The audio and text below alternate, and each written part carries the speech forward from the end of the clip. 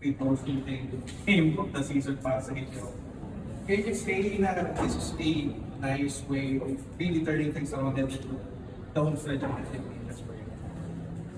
Well, yeah, I think good thing yung improvement natin sa free throws and we practice it with intent sa sayo namin. May routine kami like as a whole na focus lang sa free throws and I think it shows today kasi during the QB game I think we were 60%. But now we are, what, 70-80? It's a good sign. And, you know, talagang kailangan ng tuloy-tuloy kasi, especially next game, and yung malakas. I mean, it's a top team, kaya, and plays physical too. You know, so we might or might not get fouled a lot. So, need to continue working.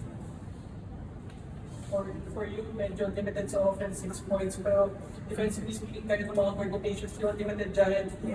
Just 7 points among 11 shooting. So, how crucial will not only free throws, of course, kasi slowly but surely pero yung defensive identity nila sa team, gano'ng crucial as we head into yung sinasabi natin, enough shots per chances. Well, yeah, it's important kasi especially in first round, I think emphasis talaga sa akin sa paint protection yung defense namin. And lagi siyang sinistress ng coaches sa akin.